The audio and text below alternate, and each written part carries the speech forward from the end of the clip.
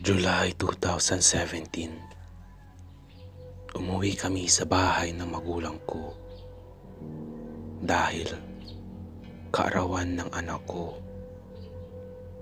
Nung gabing matutulog na kami, okay naman, tahimik, malamig ang gabi. Sa taas kami natulog nun, kaya kitang-kita ko yung kabilang bakod sa may abandonadong bahay. Maambon nung mga oras na yon. Sobrang lamig, kaya naalimpungatan ako.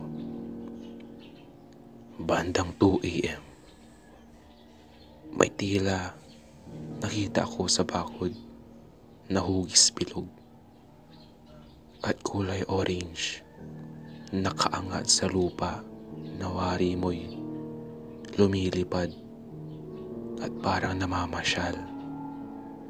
Tinitigan kong maigi at napagtanto ko na San Telmo o bolang apoy yung nakita ko. Hindi ko naramdaman ang takot nun. Inantay ko kung saan papunta ang bolang apoy. Bago pa lumampas ng puno, biglang nawala at takang-taka ako. Kaya natulog na lang ulit ako.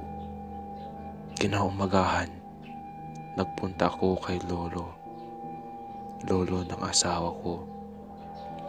Taga Visayas, pero may bahay din sila sa Laguna. Magaling at manami na din silang naengkwentro na kakaibang nilalang. Tinanong ko lang siya, "Lo, nalabas ba ang San Telmo ng maambon at 2:00 ng madaling araw?" Sumagot siya at sinabing, "Oo, tuwing ganong pagkakataon nga sila lumalabas eh." Nagulat ako kaya agad kong kwento kung saan siya nanggaling at kung saan ko nakita. Akala ko nun, ang San Telmo ay kagaya nung nakikita ko lagi sa horror movie. Hindi pala.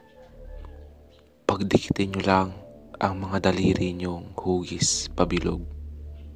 Ganun lang siya kalaki. October 2017, umuwi kami sa bahay ng magulang ko para ipahilot ang anak ko.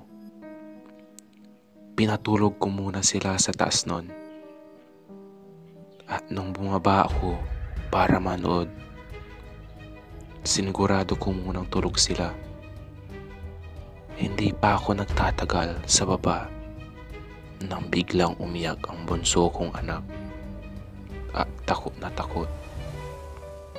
Nagsasabi ng, "Mami, ayaw ko po dito. May multo dito." Paulit-ulit. Tapos nagising ang kuya niya. Ang sabi niya sa akin pag-akyat ko, "Mami, nagising po si Andre. May multo daw po kaya niyapos ko." Tinanong ko yung bunso ko kung anong nakita niya. Sabi niya sa akin, "Meron pong kamay sa bintana. Nakakapit po sa bintana natin. Mahaba po ang kuko at puro buhok-buhok." Kinilabutan ako, pero imbis na ang takot, nagmura ako para alam nung kung anong yun na hindi siya welcome sa bahay namin. "Hindi ako natatakot sa'yo. Wag mga anak ko." Sa baba nga kami natulog eh. Pagkatapos nun, wala pa naman kaming ulit nararamdaman na kakaiba. At pagkatapos ko siyang murahin, ay wala nang sumunod na kababalaghan na nangyari.